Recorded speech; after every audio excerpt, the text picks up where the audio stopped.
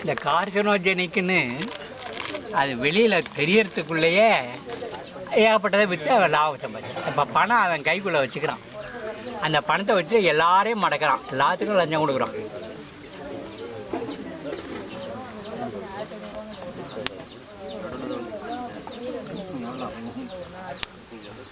அனந்தபூர்லேருந்து பெங்களூருக்கு ஜீப்பில் கொண்டுகிட்டு வந்தாங்க. எங்களை அவசரமாக போகணும், பெங்களூரில் கொண்டு வந்து ரயில் ஏற்றினாங்க.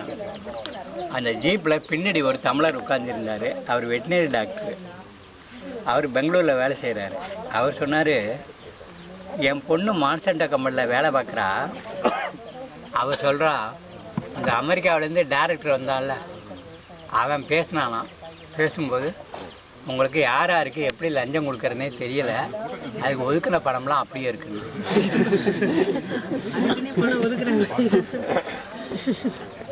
அப்படி அலாட் பண்ணி வச்சு தான் பண்ணுறான். அதுக்கப்புறம் தான் நம்ம மந்திரி சரத் பவார் சொல்கிறான், வீட்டு கத்திரிக்காய் ஒன்று மட்டும் இல்லை, அது பின்னாடி இன்னும் நிறைய வர இருக்குது.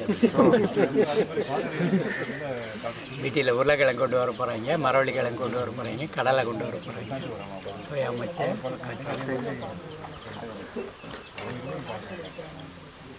இந்த பிடின்னு சொல்லிட்டா நீங்கள் உங்களுக்கு தெரிஞ்சிருங்கிறதுக்காக பயோடெக்னாலஜின்னு அப்போ நான் என்ன சொன்னேன், என்ன பயோடெக்னாலஜி, அசோஸ்பெர்லத்தை வந்து நம்ம விதையில கலந்துட்டோம் அப்படின்னா அது நைட்ரஜன் ஃபிக்ஸ் பண்ணியிருக்கு, அதுவும் பயோடெக்னாலஜி தானே. அதனால் இப்போ எழுதுகிற டிராஃப்டெல்லாம் என்ன எழுதுறாங்கன்னா மாடர்ன் பயோடெக்னாலஜிங்க. அந்த மக்களை ஏமாத்துறதுக்கு என்னென்னலாம் உண்டோ அவ்வளோ செய்கிறான். நம்ம செக்ரட்டரிஸை வச்சுக்கிட்டே எழுத வைக்கிறான். நம்ம மந்திரியில் அதை அப்ரூவ் பண்ணுறாங்க, ஆனால் தள்ளிடுறான். அவன் 1900 ஃபெர்டிலைசர்ஸ் தயார் பண்ணி உலகம் முழுதும் விற்றுறான். அதனால் நிறைய பணம் அவங்கள்ட்ட இருக்கு. இந்த பணத்தை வச்சு எவனாலும் அடிக்கலாம். அவங்க இந்தியாவில் தெரிஞ்சுக்கிட்ட விஷயம் எவனாலும் பணத்தை வச்சு அடிக்கலாங்க. ஏன் வேறு ஸ்பீசிஸ் பணம் ஒரு அனிமலையும் ஒரு பிளான்ட்டையும் சேர்க்கும்போது நேச்சுரலாக சேராது. அதனால் லெபார்ட்ரி வச்சு எப்படியாச்சும் ஜீன் எடுத்து அதை கெமிக்கல் மூலிமா இன்செக்ட் பண்ணியாகும். கெமிக்கல் மூலமாக இன்செக்ட் பண்ணலையா? அந்த ஜீனில் வந்து 3 பாகம் வச்சுருப்பான். அது பேர் ஜீன் கன்ஸ்ட்ரக்ட்னு பேர். இப்போ சாதாரணமாக இப்போ ஒரு உயிரினம் வந்து இன்னொன்றுக்கு இடம் கொடுக்காது, அது இடம் கொடுக்க வைக்கிறது, அது பேர் ப்ரொமோட்டர்னு பேர். இன்னொன்று, உங்கள் படத்துக்கும் மான்சன்டோ படத்துக்கும் வித்தியாசம் தெரியணும், அதுக்காக ஒரு கலர் ஒன்று அதில் சேர்ப்பான், அது பேர் மார்க்கர். இங்கே இந்த பிடிங்கிறது ஒரு ஜீனு, அதோட ஒரு ப்ரொமோட்டர் ஜீனு, அதோட வந்து இன்னொன்று வந்து என்னன்னாக்கா மார்க்கர் ஜீனு, 3ஐயும் சேர்த்து தான் அவன் கன்ஸ்ட்ரக்ட் பண்ணுவான். அதுக்கு தான் கோடி கோடியாக டாலர் வாங்குறான் அந்த சயின்டிஸ்ட்டுன்னு, சம்பளம் வாங்குறான். அந்த ஜீன் கன்ஸ்ட்ரக்டை என்ன பண்ணுவாங்கன்னா, இப்போ துப்பாக்கியில் வந்து ஒரு புல்லட்டை வச்சுட்டு இப்படி அடித்தாக்கா டபக்கு தொலைச்சிட்டு போகிறீங்களா, அது மாதிரி அதில் அடிப்பான். இன்னொரு விதையில், தக்காளி விதையிலையோ பருத்தி விதையிலையோ அடிப்பான். அது உடச்சிக்கிட்டு இது உள்ளுக்குள்ளே போகும். அதுக்கப்புறம் அது உங்களை தாங்கிங்க.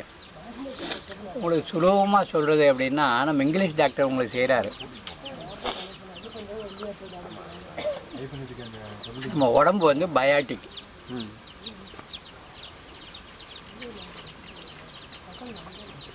வாயிலேருந்து ஆரம்பித்து வால் வரையிலும் எங்கே பார்த்தாலும் உள்ள பாக்டீரியாவாகவே இருக்குது, ஃபங்கஸாகவே இருக்குது.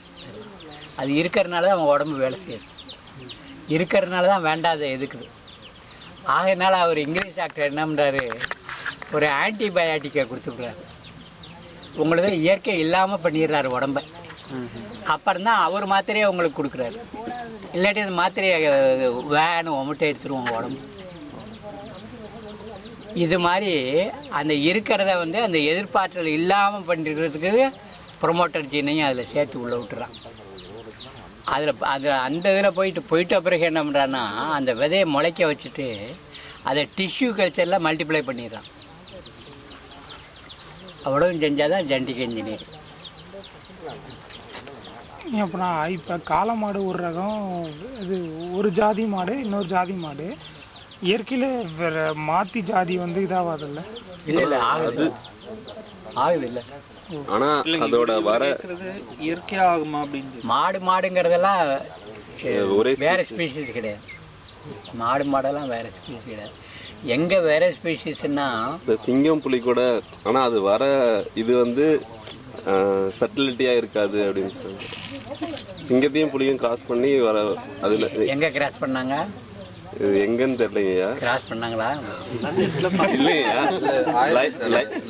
லைகான் டைகர் என்னவோ ட்ரை பண்ணாங்க. அனிமல் வந்திருக்கு. இங்க ஹொசூர்ல என்ன பண்ணாங்க, பசுமாட்டுல இருந்து வர காளை இருக்குல்ல, எருமாட்டையும் கிராஸ் பண்ணாங்க. அதுல கூட ஒரு கண்ணுக்குட்டி வந்தது. ஆனா அது மலடாயிடுச்சு. அப்படிதான் சொல்லி இப்போ நம்ம குதிரையும் கழுதையும் கிராஸ் பண்ணுவாங்க.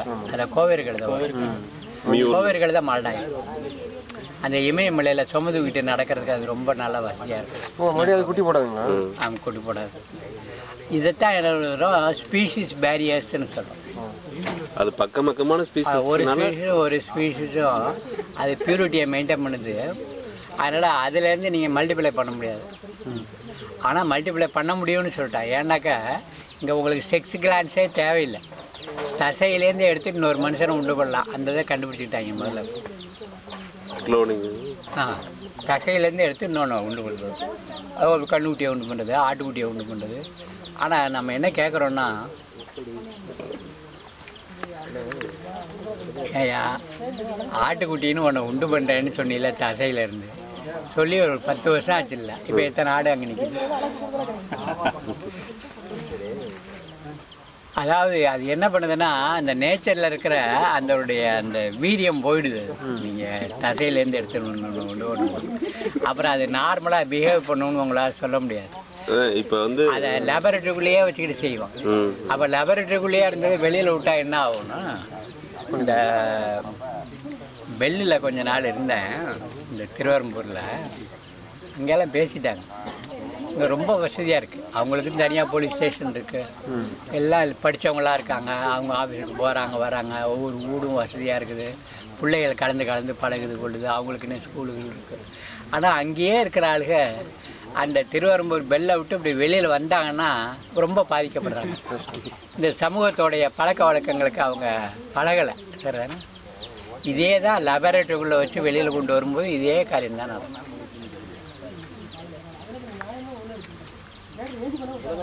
ஏன் ஒரு தடவை விதை போட்டால் திருப்பி அந்த வந்திருக்கு, இப்போ நெல்லே கூட போட்டால் திருப்பி அந்த விதையை யூஸ் பண்ணாத மாதிரி பண்ணிடுறாங்கல்ல. இப்போ விதையே இல்லாத ஏதோ வர வைக்கிறாங்க. திருப்பி நம்ம ஒரு காயிலேருந்து விதை எடுக்க முடியாத மாதிரி பண்ணுறாங்க. அது எப்படிங்க பண்ணுறாங்க? கொய்யாவில் திராட்சைலாம் விதையில்லாத பழம் கொண்டு வந்துடுறாங்க. அதை எக்ஸ்ரே கொண்டு போய் ரேடியேட் பண்ணுறோம். இப்போ என் கூட ஒருத்தர் வேலை பார்த்துருந்தாங்க கோவில்பட்டியில், சுந்தரமூர்த்தி. உங்க மாதிரி ரொம்ப அழகா இருப்பான்.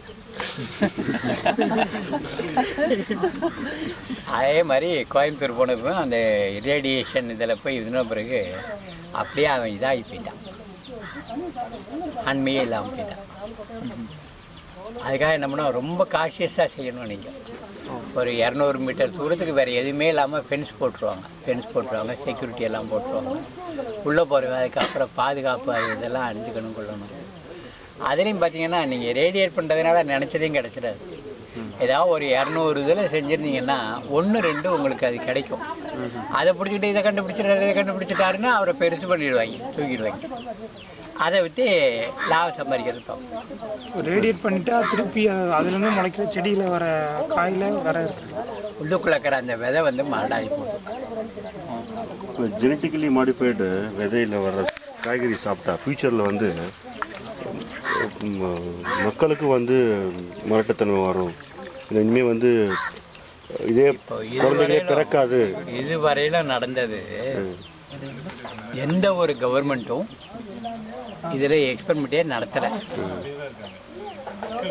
அவ்வளவு கவர்மெண்ட்ல இருக்கிறவங்களும் அவன் பணம் கொடுத்து அமுக்கிடுறான். இதில் எக்ஸ்பெரிமெண்ட்ஸ் வேண்டாம்னு சொல்லிட்டு அமுக்கிறான். ஒரு கவர்மெண்ட் கூட பண்ணலை. அந்த இங்கிலாந்தில் மட்டும் ஒரு ஆள் என்ன பண்ணான்னா, அவங்க விஷச்செடி ஒன்று இருக்கு, அதை தண்ணியில் கரைச்சி வச்சிருந்து ஸ்ப்ரே பண்ணாக்கா உருளைக்கிழங்குல அந்த பூச்சி கட்டுப்படுது. அதனால என்ன பண்ணான்னா, அதை ஒரு கம்பெனிக்காரன்ட்ட பொறுப்பை கொடுத்து பணம் கொடுத்தாங்க. நீங்கள் இதில் ரிசர்ச் பண்ணி கண்டுபிடிச்சி சொல்லணும். அதில் இருக்கிற ஜீனை எடுத்து, அந்த செடியில் இருக்கிற ஜீனை எடுத்து உருளைக்கிழங்கு ஜீனில் ஒட்டினாங்க. அந்த ஒட்டி வரும்போது கடைசியில் என்ன ஆயிடுச்சு, எலிகளுக்கு அந்த உருளைக்கிழங்கு கொடுத்த போது எலியோட உடலுக்குள்ள வந்து கேன்சர் செல் டெவலப் ஆயிடுச்சு. அவன் அதை வந்து டிவியில் சொல்லிட்டான். அந்த சயின்டிஸ்ட் 23 வருஷம் சயின்டிஸ்ட் வேலை பார்த்தவன் சொல்லிட்டான். டிவி சொல்லிட்டதையும் பிரதம மந்திரி அலுவலகத்திலேருந்து 2 ஃபோன் கால் வந்தது. மரியாதையாக இனிமேல் இது மாதிரி பேசுகிறதெல்லாம் நிறுத்திக்குவோம் அப்படின்னு முதல் ஃபோன் கால் வந்தது. 2வது கால் வந்தது வந்து, இதுக்கு மேலே இது மாதிரி எங்கேயாவது பேசினா கொண்ட அப்படின்னா உன் மேலே கேஸ் போட்டு உன்னை வந்து ஒன்றுமில்லாமல் பண்ணிவிடுவோம் அப்படின்னு. அதாவது அவங்க என்ன பார்த்தாங்கன்னா, இது பாசிட்டிவாக வந்துடும், பாசிட்டிவாக வந்தால் கம்பெனியோட நம்ம கூட்டு சேர்ந்துக்கிட்டு இல்லை நிறையா பணம் பண்ணலான்னு நினைக்கிறது. அவன் என்ன சொல்கிறான், அந்த செடியை தெளித்த போது பூச்சி தான் கட்டுப்படுச்சு, உண்மைதான். ஆனால் அதை ஜீனாக எடுத்து இன்னொன்று இன்ஜெக்ட் பண்ணுற நேரத்தில் அந்த ப்ராசஸ் இருக்குல்ல, அந்த ப்ராசஸ் காரணமாக என்ன நடக்குதுன்னாக்க அதுக்குள்ளே தப்பு நடந்த போது அதை சாப்பிட்றதுக்கு வந்து கேன்சர் செல் டெவலப் ஆகிடுது. இது மாதிரி எலியில் செஞ்சுருக்கிறாங்க, முயலில் செஞ்சுருக்கிறாங்க, இந்த மாட்டு கொடுத்து பார்த்துருக்குறாங்க, கோழிக்கு கொடுத்து கொடுத்துருக்காங்க. 3 வாரத்துக்குள்ளே எல்லா கோழி குஞ்சும் செத்து போகும் அவங்க வீட்டு சுவையாக அமைச்சு சாப்பிடும்போது, மக்காச்சோளத்தை சாப்பிடும்போது. இதெல்லாம் ப்ரைவேட் கம்பெனிஸ் தான் செஞ்சுருக்கு, எந்த கவர்மெண்ட் செய்யலை. அந்த ப்ரைவேட் கம்பெனி செஞ்சவெல்லாம் யோக்கியமான சயின்டிஸ்ட், அது எல்லாம் அப்படியே புத்தகமாக போட்டு வந்துடுச்சு. ஜெனடிக் ரவுலெட்டுன்ட்டு இவ்வளோ பெரிய புத்தகமாக இருந்துச்சு. ஒரு அமெரிக்கன் ஜேர்னலிஸ்ட் அதை தொகுத்துருக்கான், எடிட் பண்ணியிருக்கோம். அதான் படிச்சுட்டு தான் நாங்கள் பேசுகிறோம். ஜெனடிக் ரவுலெட்டுங்க. ஆமாம். இல்லை இப்போ தான் இப்போ வந்து இந்த காய்கறினால வந்து மனுஷங்களுக்கு கேன்சர் வருது, ஃபியூச்சர் ஜென்ரேஷன் குழந்தை பிறக்காது. ஏன்னா ஆல்ரெடி இப்போ அவங்களுக்கு டெஸ்ட் பண்ணியிருக்காங்க ஆடு மாட்டுக்கு, பட் இப்போ நமக்கு மேலே டெஸ்ட் பண்ண ஆரம்பிச்சிட்டாங்க. இப்போ ஃபுல்லு ஜிஎம்ஓ ஃபுல்லு வந்து. ஆனால் அவன் அவன் ஒன்று திருடனா இருக்கான், இன்னொன்று பொய்யனா இருக்கான், கொள்ளைக்காரனா இருக்கான். அவனுக்கு இந்த நாட்டிலேயே அவன் கையாளுகளை வச்சிருக்கான், எல்லாம் பண்ணுறான்.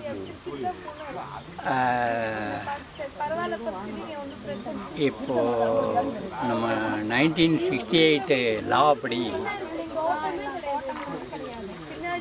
ஜிஇஏசின்னு ஒன்று இருக்கு, ஜெனடிக் இன்ஜினியரிங் அப்ரூவல் கமிட்டி. அதில் 9 மந்திரி சபையோட ரெப்ரஸன்டேட்டிவ்ஸ் இருக்கிறாங்க. அதை அப்ரூவ் பண்ணாமல் எதுவும் உள்ளே வரக்கூடாது, அவன் டெஸ்ட் பண்ணாமல் அப்ரூவ் பண்ணக்கூடாது.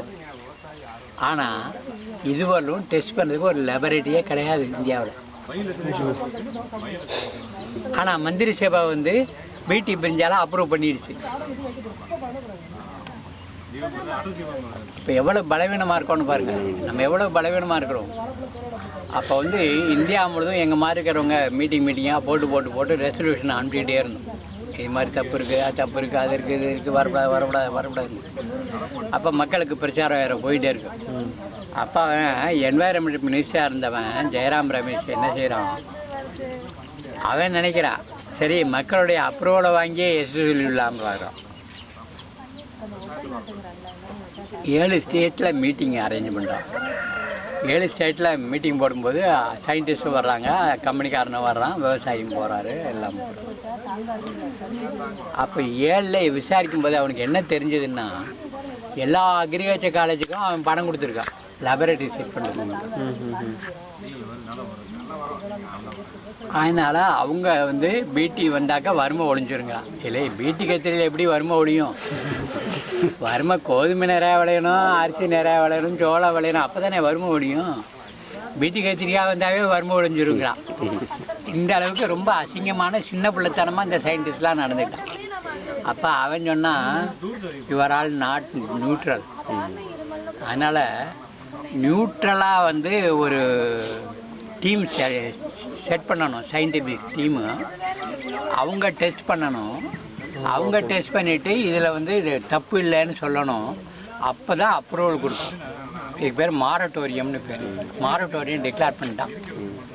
அவன் டிக்ளேர் பண்ணுறதுக்கு ஒரு தேதி வச்சுருந்தான், ஒரு 10ஆம் தேதி வச்சுருந்தான். பார்த்தா 9ஆம் தேதி அங்கேருந்து ஒரு மந்திரி சேவையிலேருந்து ஒரு ஆள் வேகமாக வரந்துக்கிட்டு வருது அமெரிக்காவிலேருந்து. இதுக்கு எதிராக போட்ட எதுவும் ரெசல்யூஷன் சொல்கிறதுக்காக இவன் அவசரமாக 9ஆம் தேதியே டிக்ளேர் பண்ணிட்டான். என்ன பெரிய ஆள் ஆக்கிக்கிறது இல்லை, இவன் பண்ணிட்டான். 9ஆம் தேதி டிக்ளேர் பண்ணிட்டான் பண்ணு. அப்படியானா என்ன அர்த்தம் அப்படின்னா, எந்த ஒரு பீட்டி காய்கறியும் இந்தியாவில் இன்னும் அப்ரூவல் ஆகலை, அதனால சாகுபடி பண்ணக்கூடாது, பண்ணால் இல்லீகல். ஆனால் மக்கள் என்ன சொல்கிறாங்கன்னா, ஐயா ஒரு கத்திரிக்காயெல்லாம் வருதியா, ஒரு தக்காளி பழம்லாம் வருதியா, வந்தால் அது மாதிரி ஐயா இருக்குது அப்படின்னு சொல்கிறாங்க. எந்த கள்ளத்தனமாக அவன் பண்ணுவான். நம்ம ரொம்ப ஜாக்கிரதையாக இருந்தாகணும். இன்னும் நம்ம ப்ரோப்பு கூட பண்ணணும், துப்பறியணும். சுப்ரீம் கோர்ட் கூட இப்போ வந்து அது டெஸ்ட்லாம் பண்ணணும் அப்படின்னு சொல்லிட்டு திருப்பி வந்துருக்கு. சுப்ரீம் கோர்ட்ல இப்போ வந்துருச்சா? எப்போ வந்தது? ஒரு வாரத்துக்கு முன்னாடி. ரைட்டு. நான் கிட்டத்தட்ட நியூஸ் பேப்பர் படிக்கிறேன். இப்போ ஒரு பக்கம் பிடியை வந்து ப்ரமோட் பண்ணுறாங்க, பிடியில் ஆராய்ச்சி நடக்குது. இன்னொரு பக்கம் வந்து இதே அளவுக்கு பெருசாக வந்து கம்பெனி நுழையிற மாதிரி, அதாவது ஆர்கானிக்கில் ஏதாவது அமெரிக்காவில் வந்து வருதா? என்ன பண்ணான்னா, ஒரு ஆளை எனக்கு இன்ட்ரடியூஸ் பண்ணி விட்டாங்க ஈரோட்டில்னு நினைக்கிறேன். அதான் இங்கே வந்து என்வாயர்மெண்ட்டில் நிறைய வேலை செஞ்சவனா.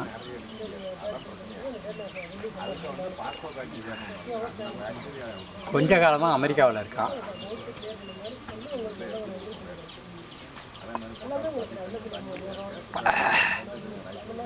அவன் என்ன சொன்னான் என்கிட்ட, நீ நல்ல வேலை செய்கிறீங்க, ஆனால் இது வேகமாக பரவலைன்னா நீங்களும் எம்எஸ் சாமிநாதனும் தனித்தனியாக இருக்கக்கூடாது, 2 பேரும் சேர்ந்து வேலை செய்யணும். இது என்னுடைய ஆசையாக இருக்குது. இந்தியா வந்து சீக்கிரம் இந்த கெமிக்கல்ஸ்லாம் விட்டுட்டு ஆர்கானிக் அக்ரிகல்ச்சருக்குள்ளே போகணும். இதுக்காக நான் அவங்க அமெரிக்காவில் வந்து உதவி பண்ணுறதுக்கு ரொம்ப தயாராக இருக்கிறோம் அப்படின்னு. என்ன உதவி பண்ணுவேன் அப்படின்னு சொன்னேன். நான் ஒரு அப்ளிகேஷன் ஃபார்மை கையில் கொடுத்துட்டு ஃபில்அப் பண்ணி கொடுத்துருங்க, எவ்வளோ பணம்னாலும் போட்டுக்கணும், ஆனால் என்ன பண்ணணும்னா, அந்த ஆர்கானிக் இன்புட்ஸ் இருக்குது பாருங்க, அதுக்கு போடுறது மட்டும் நாங்கள் பணமாக கொடுக்காம மெட்டீரியலை கொடுத்துருவோம்.